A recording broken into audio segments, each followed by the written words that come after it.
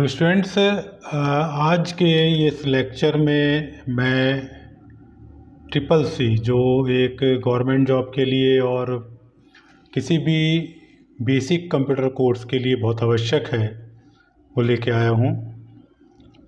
Triple C यानी course on computer concept, जिसको government के national institute of electronics and information technology यानी NIELIT, जिसे पहले डोएक भी कहते थे, डोएक सोसाइटी, उसके द्वारा कराया जाता है। ट्रिपल सी एक स्टैंडर्ड है। किसी भी और गवर्नमेंट ऑर्गेनाइजेशन में जब आप जाते हैं तो जैसे आपको पता है कि 100% डिजिटलाइजेशन हो गया है हर डिपार्टमेंट का, तो वहाँ पे आपको कंप्यूटर की ज़रूरत पड़ती है, कंप्यूटर के बारे में या कंप्यूटर में काम करने की आवश्यकता पड़ती है। इसलिए इस कोर्स को गवर्नमेंट ने थोड़ा सा प्रेफरेंस दिया है। और CCC सिर्फ नीलिट ही कराती है, कोई प्राइवेट इंस्टीट्यूशन या किसी भी सेंटर द्वारा इसका सर्टिफिकेशन नहीं होता। इसका प्रॉपर एक ऑनलाइन एग्ज़ामिनेशन होता है, उस एग्ज़ामिनेशन को पास करके ही इसका सर्टिफिकेट आपको मिलता है। तो यहाँ पर अगर कोई आपको ये कहता है कि मैं आपको सर्टिफिकेट ट्रिपल सी का दिला दूँगा, जनरली कुछ लोग ऐसी संस्थाएं खुली हुई हैं, तो वो आपको सिर्फ बहका रहा है। मैं जो लेक्चर लाया हूँ इसमें अगर आप थोड़ा सा कंसंट्रेट करके थोड़ा सा समय देकर इसको पढ़ लेते हैं तो 99.9% आप उस एग्ज़ाम को आसानी से क्लियर कर पाएंगे। इस ट्रिपल सी का जो basic programme, basic course computer से थोड़ा सा पढ़ाने का तरीका थोड़ा सा अलग है।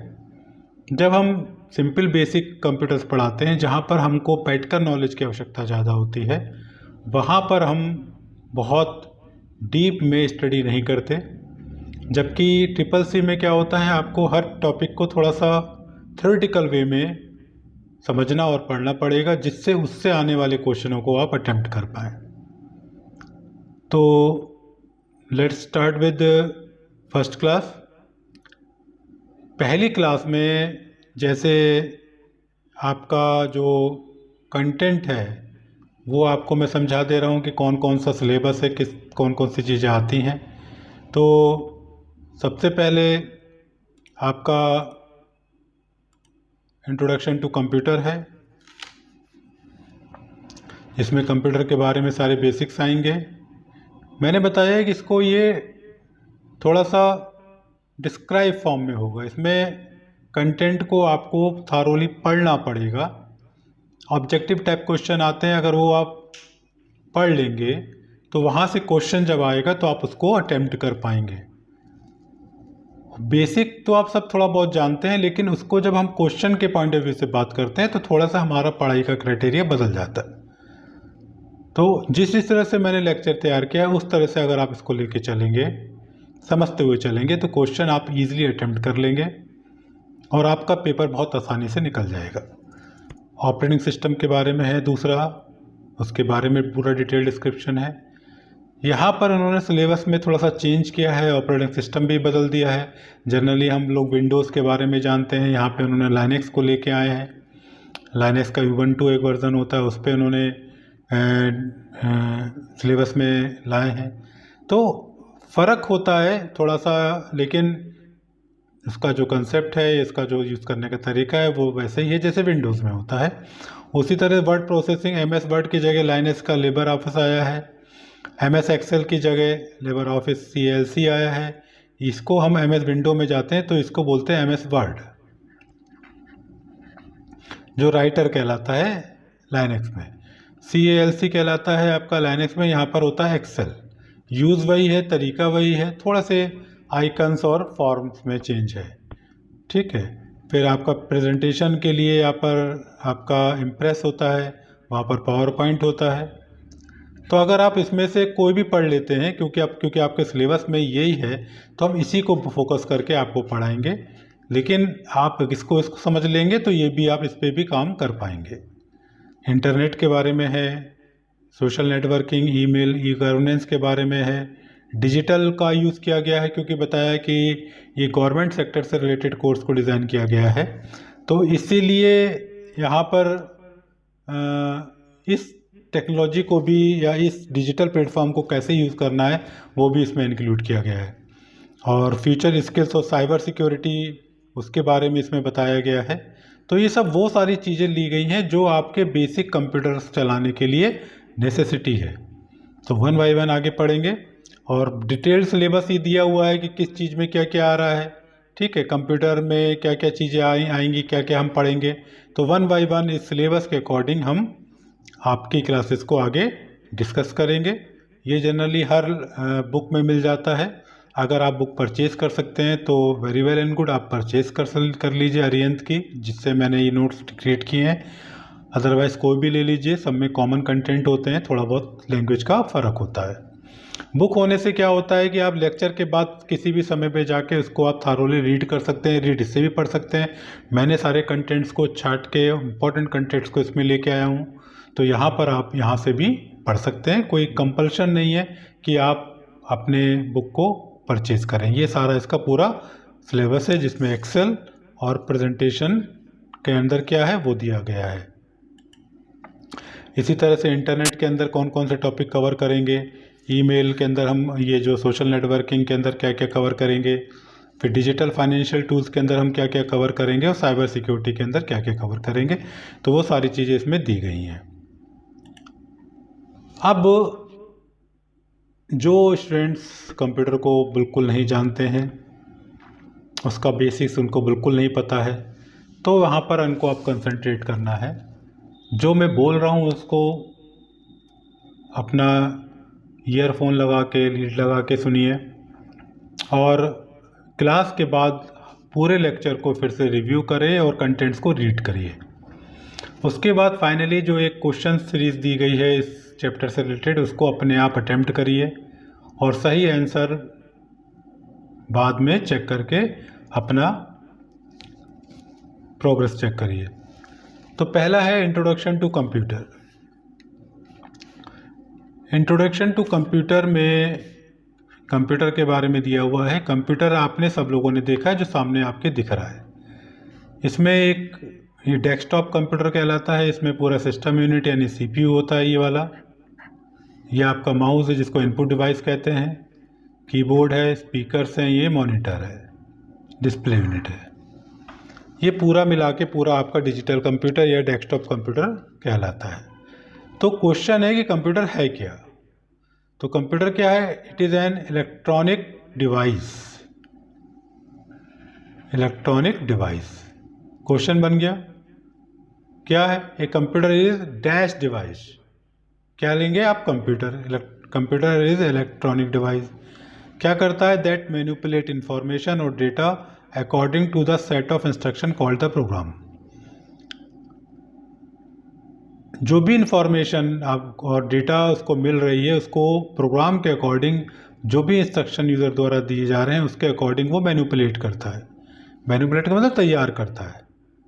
कैसे? अभी आगे आएगा। It has the ability to store, retrieve and process data.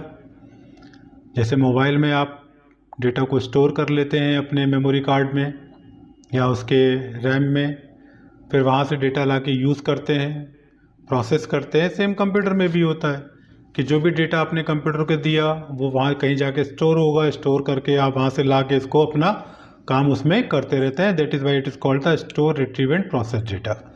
और जो कंप्यूटर शब्द आया है वो लैटिन भाषा के शब्द कंप्यूटेर से आया है, जिसका मतलब होता है कैलकुलेट करना। ये भी क्वेश्चन बताया हो सकता है कि the word computer is derived from the Latin word dash, तो you just write it computer. ठीक है, तो इसकी एक जो बेसिक डेफिनेशन क्या हुआ, तो computer system are accept the input, process the input and output and store the data. आप कुछ भी दे रहे हैं तो कीबोर्ड के माध्यम से दे रहे हैं, that is called the accept the input, यानी ये इनपुट हुआ। फिर ये डेटा कहाँ चला गया? आपके सीपीयू में चला गया। यहाँ प्रोसेस हो रहा है, that is called the process, और वो आपको स्क्रीन पे दिख रहा है, that is called the output. तो तीन बेसिक चीज हुई, that is called input, that is the process, that is the output, यानी आई, पी और ओ। सारा कंसेप्ट इस पे डिपेंड है, इनपुट, प्रोसेस और आउटपुट।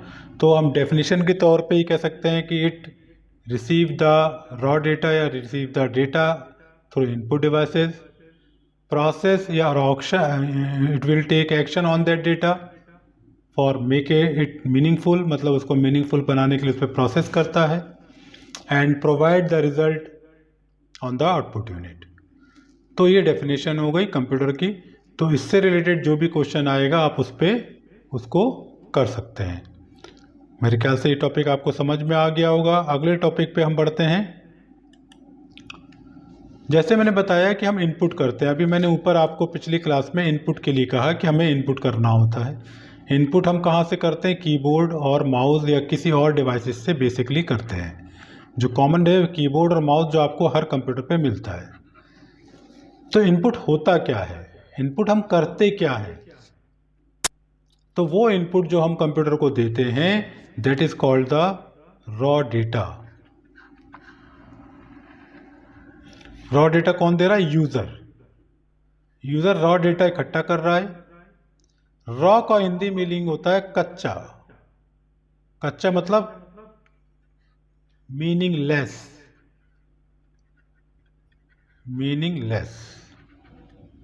मीनिंगलेस का मतलब कि आप कोई चीज अगर दे रहे हैं 5+5 तो आप 5+5 का कोई अभी मीनिंग नहीं है। तो 5+5 एक रॉ डेटा हो गया। जैसे हमें कोई मकान बनाना होता है, कोई घर बनाना होता है, तो आप घर बनाने के लिए क्या करते हैं? आप रॉ मटेरियल कलेक्ट करते हैं, उसको बोलते हैं रॉ मटेरियल। रॉ मटेरियल में आपका ईंटा आ जाता है, ब्रिक्स आ जाते हैं, ठीक है, आपका सीमेंट आ जाता है, सरिया आ जाता है, ये सारी चीज़ें आपकी इसमें आ जाती हैं। फिर इसको आप मिस्त्री द्वारा प्रोसेस कराते हैं। प्रोसेस का मतलब वो वहाँ पर नींव डालता है, नींव पे ईंटें लगाता है, इस तरह प्रोसेस चलता है और फिर आपको पूरा ये मकान मिलता है। तो ये जो प्रोसेस के लिए चीज़ आपने इकट्ठी की, सरिया, ब्रिक्स, ये सब, ये आपका रॉ मटेरियल और कंप्यूटर के फॉर्म में रॉ डेटा हुआ। तो किसी भी आउटपुट के लिए आपको रॉ डेटा चाहिए। मीनिंगलेस मैंने बताया क्योंकि प्रोसेस होने के बाद ही वो मीनिंगफुल बनेगा, तो इसलिए रॉ डेटा बोलते हैं इसको। तो डेटा की डेफिनेशन क्या लिखी हुई है? Unprocessed raw facts. शब्द रॉ का मतलब होता है मीनिंगलेस, ये आप समझ लीजिए। जरूरी है लेकिन उस समय यूज का नहीं है, दैट इज कॉल्ड रॉ। कोई फिगर, नंबर्स, टेक्स्ट, कुछ भी आप ले रहे हैं, दैट इज कॉल्ड डेटा। जैसे मैंने बताया 5+5 लिए, दैट इज डेटा, लेकिन वो प्रोसेस्ड नहीं है, अनप्रोसेस्ड है, that is why called is raw data. तो इस रॉ डेटा को आपने कीबोर्ड के माध्यम से इनपुट करा दिया। इनपुट कराने के लिए वो पी में गया, पी यानी process unit, that is called CPU. CPU का मतलब होता है सेंट्रल प्रोसेसिंग यूनिट। ये अभी आगे आप हम डीप में पढ़ेंगे इसके बारे में। प्रोसेसिंग यूनिट, यहाँ पे जाके आप अपने डेटा को प्रोसेस करते हैं। जैसे यहाँ मिस्त्री जो मकान में नींव भर रहा है, ईंटें लगा रहा है, दैट इज कॉल्ड प्रोसेसिंग। इसी तरह से आप रॉ वेज लाते हैं, रॉ वेजिटेबल्स, पटेटो हो गया, टमाटो हो गया, व्हाटएवर, और उसको फिर आप घर पे लाके काटते हैं, पूरा सब उसको तैयार कर रहे हैं, फिर कुकर में चढ़ा रहे हैं, दैट इज कॉल्ड प्रोसेस। और जो तैयार आपको मटेरियल मिल रहा है, सब्जी मिल रही है, that is called the output. Same चीज़ यहाँ पे भी है कि रॉ डेटा आया 5+5, आपने इनपुट किया, प्रोसेस यूनिट में गया, प्रोसेस यूनिट में इसने 5+5 को ऐड करके 10 में कन्वर्ट किया और इंफॉर्मेशन के फॉर्म में आउटपुट यूनिट में 10 में दिखा दिया। तो आउटपुट यूनिट में आपका क्या आ जाएगा? वो आपका मॉनिटर या प्रिंटर। यहाँ पर ये आपको वो रिजल्ट दिखाएगा, दैट इज कॉल्ड मॉनिटर या प्रिंटर। तो प्रोसेसिंग क्या है? जो सभी हमें बताया, जो रॉ डेटा आपको मिला है, जो भी उस पर एक्शन लेना है, तो action taken on data to convert it information या meaningful data, that is called the processing. तो जो भी रिजल्ट बनाने के लिए हमें अपने डेटा पे वर्कआउट करना पड़ रहा है, दैट इज कॉल्ड प्रोसेसिंग। और जो रिजल्ट प्रोसेस के बाद मिलता है वो मीनिंगफुल डेटा होता है, द डेटा इज प्रोसेस्ड। अभी अनप्रोसेस्ड की बात हो रही है, that is called only data. जब प्रोसेस हो गया that it makes it information. ठीक है, तो एक प्रॉपर फॉर्म में जिसका कोई हम यूज़ कर पाते हैं, that is called the information. तो जैसे अब इसका उदाहरण आप ये भी ले सकते हैं कि जैसे कोई मार्कशीट बनती है तो हमें क्या क्या चाहिए होता है, स्टूडेंट का नाम चाहिए होता है, हम नाम कलेक्ट करते हैं, टीचर नाम होता है, नाम के पास उसका क्लास सेक्शन होता है, क्लास सेक्शन उसके मार्क्स होते हैं सारे सब्जेक्ट्स के। तो वो सारा कुछ प्रोसेस होने के बाद इसका फार्मूला रिजल्ट सब मार्क डिवीज़न इजन कैलकुलेशन होने के बाद किस में कन्वर्ट होके मिल जाता है, वो मार्कशीट। जो मार्कशीट चाहे मैनुअल हो, जो कंप्यूटराइज्ड हो। तो ये रॉ डेटा हो गया, प्रोसेस हुआ, प्रोसेस्ड डेटा, और फिर जो रिजल्ट मिला दैट इज कॉल्ड इंफॉर्मेशन। तो ये डेटा का मतलब होगा इनपुट, रॉ डेटा इनपुट हो रहा है, फिर सीपीयू के अंदर इसको प्रोसेस किया जा रहा है, और आउटपुट यूनिट में आपको इंफॉर्मेशन मिल रही है। ये तीन चीजें यहाँ पे हो रही हैं, डेटा प्रोसेसिंग एंड इंफॉर्मेशन। ये कॉमन चीज़ है, ये हमेशा चलती रहेंगी, इसके अकॉर्डिंग आपके क्वेश्चंस बनेंगे। जैसे ही आ सकता है meaningful data is called dash. सोचिए बताइए क्या होगा। अभी मैंने बताया meaningful data, process data is also called dash, that is called information. ठीक है, तो action taken on data to convert it to information is called dash, that is called processing. Raw data is called data. तो इस तरह से questions इसमें बनेंगे। फिर इंस्ट्रक्शन होता है। इंस्ट्रक्शन का मतलब है कि कंप्यूटर हैज़ नो IQ, आप ही समझ लीजिए। कंप्यूटर की अपनी कोई इंटेलिजेंस नहीं है, कंप्यूटर अपने हिसाब से कोई काम नहीं कर सकता। तो जो भी कंप्यूटर करेगा उसको एक कमांड आपको देना पड़ेगा, अदरवाइज वो वर्कआउट नहीं करेगा। तो it is a command given to a computer in the computer language by the user. User द्वारा जो निर्देश दिया जा रहा है एक स्ट्रक्चर्ड फॉर्म में, एक प्रॉपर सिंटेक्स के रूप में, वो उसको समझता है और आपके टास्क को, एक्शन को करता है। गलत कमांड देंगे एरर आ जाएगी, बैड कमांड या बैड रॉन्ग इंस्ट्रक्शन, है ना। प्रोग्राम क्या होता है, जब एक सिंगल कोई काम करना है तो हम एक इंस्ट्रक्शन देते हैं, और एक बड़ा टास्क करना है जिसमें मल्टीपल एक्शन होते हैं तो मल्टीपल इंस्ट्रक्शन का यूज़ करना पड़ता है, जिसका सेट ऑफ इंस्ट्रक्शन, वो क्या कहलाता है, प्रोग्राम कहलाता है। तो कई सारे इंस्ट्रक्शनों को मिला के हमारा एक प्रोग्राम बनाता है जो सॉफ्टवेयर डेवलपमेंट में भी काम आता है। तो ये बहुत ज़्यादा डीप में हम आगे की क्लासेस में समझेंगे। Instruction, individual command to give computer to perform some task, multiple instruction या set of instruction is called the program. Okay, तो हमने एक चीज़ ये समझ ली कि कंप्यूटर क्या है, वो कैसे काम करता है, कंप्यूटर की बेसिक यूनिट्स क्या क्या चीज़ हैं। अब थोड़ा सा और इसमें हम आ जाते हैं कि कंप्यूटर का डेवलपमेंट कैसे हुआ, that is called the generation. इस पर भी कुछ क्वेश्चंस आ जाते हैं। तो जनरेशन्स का मतलब होता है कि state of improvement in the development of system. तो ईच डेवलपमेंट, जो भी डेवलपमेंट हो रहा है उसका अपना एक समय है, इट्स कॉल्ड द स्टेजेस। जैसे यहाँ से यहाँ तक कुछ हुआ, फिर एक नया इन्वेंशन हो गया, वो कितने दिन चला, वो फिर आगे चला, इस तरह से वो जनरेशन, या हिंदी में बोलते हैं पीढ़ियाँ। तो जो भी डेवलपमेंट हुआ वो कैसे हुआ, वो यहाँ पे आपके सामने है। 5 जनरेशन जनरली यहाँ पे इम्प्लीमेंट हुई। इस पर क्वेश्चन क्या आ जाएगा कि that device is used for this generation, which technology used in which generation. तो आपको इसमें टेक्नोलॉजी या हार्डवेयर कौन सी यूज़ होती है, कैरेक्टरिस्टिक्स क्या हैं, कौन कौन से सिस्टम यूज होते हैं, ये आपको समझना है।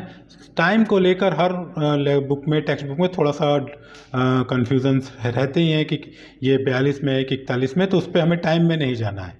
तो पहली जनरेशन है आपकी, फर्स्ट जनरेशन में जो टेक्नोलॉजी या डिवाइस यूज हुई, that is called the vacuum tube या पंच कार्ड्स।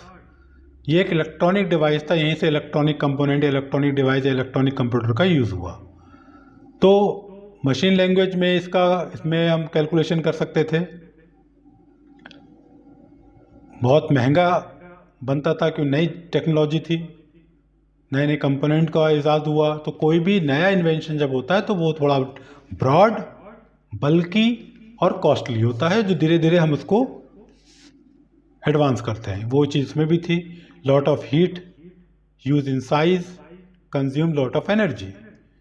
इसी तरह से उसके जो टाइप के कंप्यूटर थे, ENIAC, ENIAC, EDVAC, IBM 701, उस समय के जो कंप्यूटर बने उनको ये नाम दिया गया, ENIC, EDVAC, IBM 701।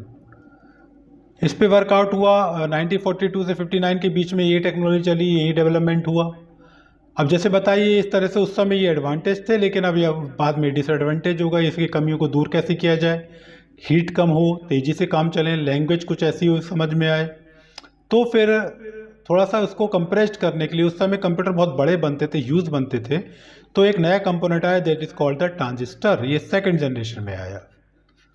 Second generation में इसका यूज़ किया गया, जिसमें ट्रांजिस्टर्स और मैग्नेटेप्स का यूज़ किया गया। इसमें आपने बैच ऑपरेटिंग सिस्टम, एक सॉफ्टवेयर डेवलप किया, उसको यूज़ करने लगे, फास्टर हो गए, स्मॉलर इन साइज हो गए, कॉस्टली तब भी थे लेकिन पहले से कम थे। उसमें इस तरह के कंप्यूटर हनीवेल 400, CDC 1604, IBM 703 उस समय के कंप्यूटर थे। फिर और इन्वेंशंस हुआ, एक रेवोल्यूशनरी इन्वेंशन हुआ थर्ड जनरेशन में, जिसको नाम दिया गया IC। IC का मतलब हुआ इंटीग्रेटेड सर्किट। इंटीग्रेटेड सर्किट को सिलिकॉन चिप भी बोला जाता है। इसके आने से आपका कंप्यूटर बहुत ही मैनी टाइम्स कंप्रेस्ड हो गया।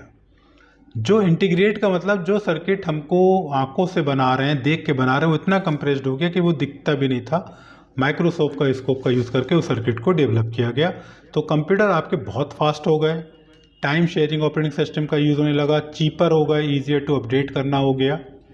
तो इसमें यहाँ पर मेन कंपोनेंट IC के आने से कंप्यूटर में बहुत बड़ी बड़ी क्रांति आई, और कंप्यूटर के क्षेत्र में बहुत तेज़ी से विकास हुआ। और उसमें IBM 360, 370, CDC 6600 और PDP 8111 का यूज़ हुआ। फिर फोर्थ जनरेशन में इसी टेक्नोलॉजी को थोड़ा सा और शार्प किया गया, VLSI लेके आ गए। पहले ICs तो यही था, ICs तब भी चल रही थी। और very large scale integration, VLSI का मतलब वेरी लार्ज इंटीग्रेशन का यूज़ किया गया। वेरी लार्ज का मतलब क्या हुआ कि जो एक दो कंपोनेंट हम IC के फॉर्म में यूज़ कर रहे थे, अब हम हर कंपोनेंट को IC पे ले आए, जिससे हमारा कंप्यूटर बहुत फास्ट हुआ। हमने CPU का प्रोसेसिंग यूनिट का इन्वेंट किया, सेमीकंडक्टर मेमोरीज़ का यूज़ होने लगा जो IC के फॉर्म में होती हैं। ठीक है, तो जो करंट सिनारियो है उस पर हमने पहला कदम यहाँ पर उठाया, और Apple II, VAX 90, Cray 12 इस तरह के कंप्यूटर डेवलप हुए। और फिफ्थ जनरेशन कंप्यूटर आए, इसको टेक्नोलॉजी को अल्ट्रा लार्ज स्केल कहा गया, U से शुरू हुआ, ULSI यानी अल्ट्रा लार्ज। तो अब यहाँ पे हर टेक्नोलॉजी कंप्यूटर के हर पार्ट को IC पे ले आए। अब आप देखो तो होगे, चाहे मोबाइल ओपन करिए चाहे कंप्यूटर, कोई वायर नहीं, टोटल IC और सेमीकंडक्टर्स का यूज़ हुआ।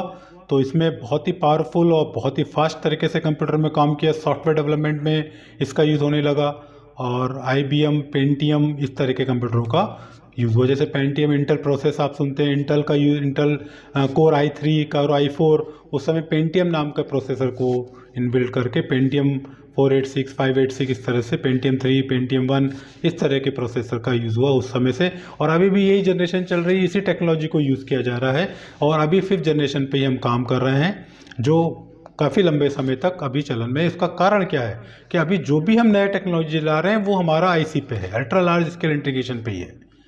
अब हम कुछ लेजर टेक्नोलॉजी को ऐसी टेक्नोलॉजी जो IC सेट के आएगी तो हम सिक्स जनरेशन पे जाएंगे, और नहीं तो इन्हीं जनरेशन पे आगे हमारा डेवलपमेंट होता रहेगा। तो इससे क्वेश्चन बनेंगे कि ये टेक्नोलॉजी कब यूज़ होती है, या ये हार्डवेयर कब यूज़ हुआ, वैक्यूम ट्यूब कब यूज़ हुआ, ट्रांजिस्टर कब यूज़ हुआ। तो इसको आपको थारोली समझना है और क्वेश्चनों को अटेम्प्ट करके आगे बढ़ना है। ठीक है, अब इसके बाद हम कंप्यूटर क्लासिफिकेशन पे आ जाते हैं कि कंप्यूटर कैसे होते हैं, कौन कौन से होते हैं, किन कंप्यूटरों को हम कैसे यूज़ कर सकते हैं। तो based on the size, based on the purpose, based on the type, तो तीन तरीके से हम कैटेगराइज कर सकते हैं। तो बेस्ड ऑन द साइज में micro computer, mini computer, main frame और सुपर कंप्यूटर आते हैं। जो अब 1 बाय 1 हम पढ़ेंगे। उसमें पर्पस में जनरल पर्पस कंप्यूटर होते हैं और स्पेशल पर्पस भी होते हैं। वो कैसे, इसका क्या मतलब, वो आगे हम देखेंगे। और 3 तरह के टाइप इसमें जनरल यूज़ किए जाते हैं, एनालॉग, डिजिटल और हाइब्रिड। इनको सब हम 1 बाय 1 आगे डिस्कस करते हैं। तो पहले बेस्ड ऑन साइज। साइज़ का मतलब कि कंप्यूटर कौन सा कहाँ, जैसा भी हमने पिछले में आपको इंट्रोडक्शन में ये दिया था, डेस्कटॉप कंप्यूटर है, that is called the micro computer. जो हम लोग अपने पर्पस, जनरल पर्पस के लिए यूज़ कर रहे हैं, that is all called the micro computer. ये एक इनकी अपनी एक स्पेसिफिक पावर है, मतलब उससे आगे नहीं जा पाएंगे। जैसे आप कहते हैं कि इसमें i3 लगा रहे हैं, i4, इनकी एक रेंज है, इससे बड़ा काम इसमें हम नहीं कर पाएंगे। ठीक है, तो इसलिए लिस्ट पावरफुल कहा गया है, लेकिन बहुत ज़्यादा यूज़ अभी इन्हीं का ही होता है। ये 2 तरह के होते हैं, डेस्कटॉप और लैपटॉप। ये जो सामने आपके सामने स्क्रीन पे दिख रहा है, ये डेस्कटॉप कंप्यूटर है, डेस्कटॉप। ठीक है, डेस्कटॉप इसलिए कि थोड़ा सा इसका CPU बड़ा होता है, आप डेस्क पे रख के ही काम कर सकते हैं, इसको पोर्टेबल नहीं है, आप इधर उधर इजीली ले नहीं जा सकते, इसलिए इसको डेस्कटॉप कहा जाता है। This computer are small and relatively inexpensive और based on microprocessor. Microprocessor की वजह से इसको माइक्रो कंप्यूटर कहा जाता है। माइक्रो प्रोसेसर का मतलब है CPU, जो प्रोसेसिंग यूनिट होती है वो माइक्रो प्रोसेसर है, जो प्रोसेस करती है आपके डेटा को, जो it is, that is why it is called the micro computer. इसी में माइक्रो कंप्यूटर में ही पहले आपका डेस्कटॉप हो गया, ये लैपटॉप हो गया, वही टेक्नोलॉजी है वो कुछ, बस ये पोर्टेबल होता है। You can easily move from one position to another easily. सबने यूज़ किया होगा, सबने देखा होगा। और पैड होते हैं जिसको पॉम टॉप भी बोलते हैं, छोटे छोटे होते हैं, मोबाइल की तरह ही होते हैं। ठीक है, पैड भी बोलते हैं इसको, नोट पैड भी बोलते हैं डिजिटली, और उसको हाथ में रख के आप यूज़ कर सकते हैं। ये सब आपके माइक्रो कंप्यूटर की ही टेक्नोलॉजीज़ हैं। इनको आप थोड़ा सा एक बार रीडिंग कर लेना और ज़रूरत पड़ने पे क्वेश्चन पे, जिससे आप उसको अटेम्प्ट कर पाएँ। फिर मिनी कंप्यूटर्स हैं और मेन फ्रेम्स हैं। इसको हमें स्पेशल पर्पस के लिए, जैसे आपको अगर अपना काम करना है, ऑफिस में काम करना है, तो माइक्रो कंप्यूटर की कोई कैटेगरी उठाएंगे, डेस्कटॉप, लैपटॉप या पॉम टॉप। लेकिन स्पेशल पर्पस के लिए, सर्वर के लिए, एक अलग काम के लिए इसको अगर आपको करना है, तो उसके लिए मिनी कंप्यूटर हैं। और उन मिनी कंप्यूटरों को कंट्रोल करने के लिए और बड़े सर्वर्स होते हैं, that is called the main frame computer. जैसे रेलवे का नेटवर्क आप देखते हैं कि कहीं पर भी टिकट निकाल लेते हैं, कहीं पर भी रिजर्वेशन करा लेते हैं, इनको सब पर कंट्रोल कौन करते हैं? सारे मेन फ्रेम कंप्यूटर्स कर सकते हैं। ठीक है, और उस, जैसे अभी आप रिजर्वेशन के लिए गए, जो कंप्यूटर आपका एक स्पेसिफिक टास्क के लिए, रिजर्वेशन के लिए काम कर रहा है, वो मिनी कंप्यूटर्स हैं। ठीक है, और किसी डिज़ाइनिंग के पर्पस के लिए, सर्वर के लिए आप यूज़ कर रहे हैं, वो सारे मिनी कंप्यूटर्स हैं। और सारे डेटा को, सारे मिनी कंप्यूटर्स को एक साथ जोड़कर उनका सारा डेटा मैनिपुलेट करना, उनको हैंडल करना, जैसे आप रेलवे में देखते पूरे इंडिया के कहीं से भी कहीं का रिजर्वेशन आप करा पाते हो, कैसे होता है, कौन उसको कंट्रोल करता है? वो आपके मेन फ्रेम और आगे सुपर कंप्यूटर्स होते हैं, जो एक एक्स्ट्रा ऑर्डिनरी कैलकुलेशन को ईजिली परफॉर्म कर देते हैं। और ये बहुत ही पावरफुल, और इनकी रेंज, सॉफ्टवेयर को स्टोर करने की इनकी मेमोरी अनलिमिटेड होती है। ठीक है,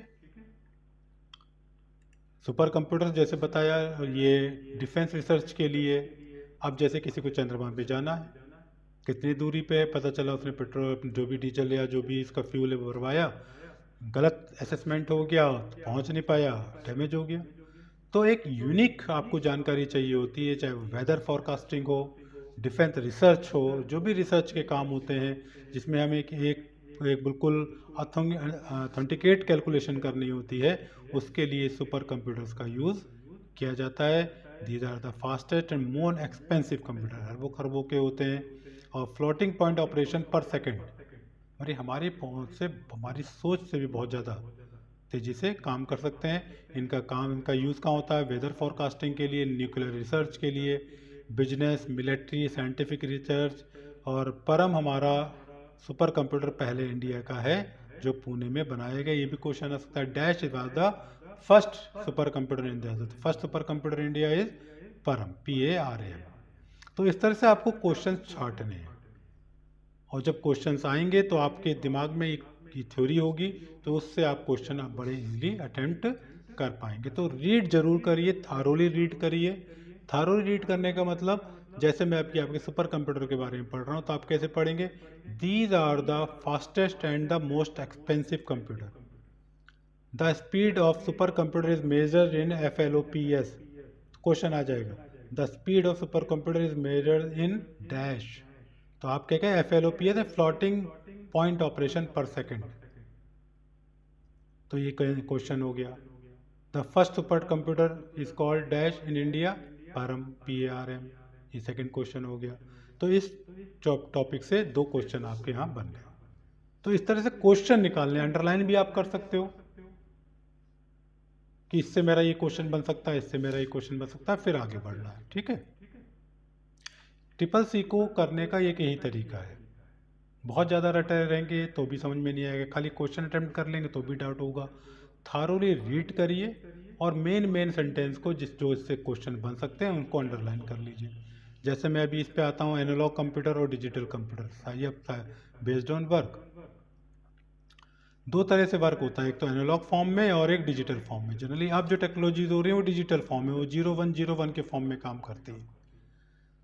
एनालॉग डिवाइसेस क्या होते हैं, जैसे यहाँ पे देख रहे हैं आप, एक सुई वाला एक मीटर बना है, ये एक कंप्यूटराइज्ड डिवाइस ही है जो अपने रिजल्ट को सुई के फॉर्म में दिखाता घटता बढ़ता है। आपका स्पीडोमीटर जिसमें सुई होती है, जो स्पीड बढ़ाने में बढ़ती है ना घट जाती है, तो वो एनालॉग डिवाइस है। आपकी एनालॉग वॉच जिसमें सुई आता है, जैसे आपकी घड़ी होती है जिसमें सुई चलती होती है, इस तरह से होता है ये जो चलती है सुई, दैट इज कॉल्ड एनालॉग। जिसमें नंबर आते हैं that is called digital, digit से बना है डिजिटल, एनालॉग जो कंटिन्यूटी मेजरमेंट करता है। तो ये इससे क्वेश्चन कर रहा है, these computer are the job oriented computer and work on supply of continuous electrical pulses. ये क्वेश्चन का आंसर है कि एनालॉग कंप्यूटर कैसे काम करते हैं। एनालॉग कंप्यूटर काम करते हैं कंटिन्यूअस इलेक्ट्रिकल पल्सेस, इसमें कोई भी ब्रेक नहीं होता, कोई भी गैप नहीं होता, वो लगातार मेजरमेंट। जैसे आपको कोई रेंज नापनी है, कोई लेंथ नापनी है, तो उसके लिए एनालॉग डिवाइस ही चाहिए। आप डिजिटल डिवाइस से कोई प्रॉपर लेंथ मेजर नहीं कर सकते, है ना। तो उसके लिए आपको एनालॉग डिवाइस की ज़रूरत पड़ती है, जैसे स्पीडोमीटर हो गया, सेस्मोग्राफ हो गया, ये सब आपके इलेक्ट्रॉनिक डिवाइसेस, वो एनालॉग डिवाइसेस होती हैं। और एनालॉग जिसके सिग्नल होते हैं वो इस तरह से होते हैं, ठीक है। जैसे डिजिटल सिग्नल आपके 0 1 0 1 इस तरह से फॉर्म, नीचे 0 ऊपर 1 0 1 0 इस तरह से होते हैं, ये कंटिन्यूटी में होंगे।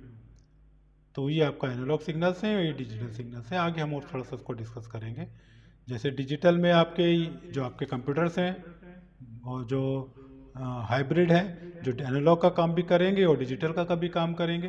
तो जो कंप्यूटर्स वर्क करते हैं बाइनरी डिजिट्स के फॉर्म में, digital, that's called the digital computers. कि कंप्यूटर जो समझता है वो 0 और 1 समझता है, दैट 0 1 इज कॉल्ड डिजिट या बाइनरी डिजिट, इसलिए इस कंप्यूटर को डिजिटल कंप्यूटर आप कहते हैं। हाइब्रिड कंप्यूटर क्या होता है, ये कंप्यूटर कम्बिनेशन कंबाइंड होते हैं एनालॉग के और डिजिटल के। तो इसमें देखिए यहाँ पर एक मशीन लगी हुई है जो एक डिजिटल फॉर्म भी प्रेजेंट कर रही है, और एक बगल में मशीन लगी है जो एक एनालॉग फॉर्म को रिप्रेजेंट कर रही है। तो स्पेशल पर्पस के लिए जो डायलिसिस हो गया या मेडिकल सेक्टर हो गया, वहाँ पर हम हाइब्रिड कंप्यूटर का यूज़ करते हैं। तो 3 कैटेगरी हो गई आपकी, जिसमें आपने micro, mini, main frame super computer के बारे में पढ़ा। फिर उसके बाद जब वर्क के फॉर्म में आए तो आपने एनालॉग, डिजिटल और हाइब्रिड कंप्यूटर के बारे में पढ़ा। 2 तरह के पर्पस होते हैं, जनरल पर्पस कंप्यूटर्स होते हैं और स्पेशल। जनरल पर्पस जो आप डेली यूज़ के लिए, वैरायटी ऑफ प्रॉब्लम्स, कैलकुलेशंस करना है, टाइपिंग करनी है, इस तरह के कामों के लिए आप जनरल पर्पस कंप्यूटर कराते हैं, जो सब लोग जिसका यूज़ करते हैं। और स्पेशल जो डेडिकेटेड बनाए गए टाइप करने के लिए, आप इस पर नहीं बैठेंगे। तो जैसे एयरक्राफ्ट लैंडिंग के लिए जो सॉफ्टवेयर बने हैं, मल्टीमीडिया कंप्यूटर्स हैं जो ग्राफिक्स के लिए यूज़ होते हैं, वो स्पेशल उसी पर्पस के लिए, आप हर कोई इसको यूज़ नहीं करेगा। तो उस तरह के जो कंप्यूटर्स हैं जो स्पेसिफिक टास्क के लिए कर रहे हैं वो स्पेशल पर्पस हो गए, और जो कॉमन सभी जिसको यूज़ कर सकते हैं वो जनरल पर्पस कंप्यूटर्स कहलाते हैं, ठीक है। अब जितना हम पढ़ के आए, ये जो क्वेश्चन है इसको अटेम्प्ट करने से पहले एक बार फिर इसको रिव्यू कर लीजिए और फिर इन क्वेश्चंस को अटेम्प्ट कर लीजिएगा। जैसे पहला क्वेश्चन है, the basic function of computer system are to accept the input, process the input and output, and to which form. किस फॉर्म में होता है कंप्यूटर में, ये जो इनपुट हो रहा है, प्रोसेस हो रहा है, जो आउटपुट हमको मिल रहा है, तो वो मैंने बताया था वो होता है डिजिटल फॉर्म, 10 के फॉर्म में। इसका आंसर होगा digital. Dash is a command given to computer in the computer language by the user.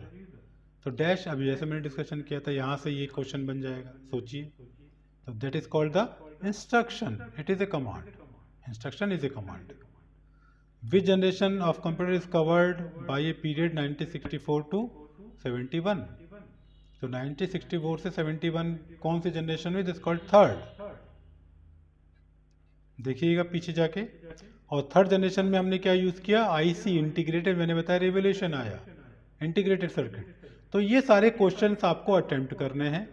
In question को अटेम्प्ट करके पढ़ के आप खुद अटेम्प्ट करिए, आंसर अपने आप फाइंड आउट करिए, और इन क्वेश्चन को प्रिपेयर करिए जैसे इसमें दिया हुआ, ये आपको खुद करना है। पढ़ के आप आ रहे हो, आप क्वेश्चन पर टिक लगाइए और पीछे आंसर देखिए, गलत हो फिर सही करिए, जिससे आपका ये टॉपिक प्रिपेयर आसानी से हो जाएगा। और इसी तरह के क्वेश्चंस उसमें पूछे जाते हैं। ये सारे क्वेश्चंस इसमें हैं, इसको आपको खुद करना है, बहुत इजी है। आप पढ़ के देखिए, मैंने पहले पेज पे बता दिए, इसको आप खुद करके देखिए, अगर नहीं हो रहा फिर रीडिंग करिए और फिर इस पे आके सॉल्व करिए। अटेम्प्ट करने के बाद फिर चेक करिए, तो आपको अपना सही गलत और उस चैप्टर का प्रिपरेशन आपको हो जाएगा। इसके अलावा जब आपका थोड़ा और आगे बढ़ेंगे, फिर हम कुछ एक्सरसाइजों के साथ इसको प्रिपेयर करेंगे और एग्ज़ाम पॉइंट ऑफ व्यू से अपनी तैयारी करते हुए चलेंगे। तो ये आपका एक टॉपिक यहाँ पे ख़त्म होता है। नेक्स्ट टॉपिक पे हम अगले टॉपिक के साथ, अगले कंसेप्ट के साथ हम आपसे क्लास में मिलेंगे। Thank you students.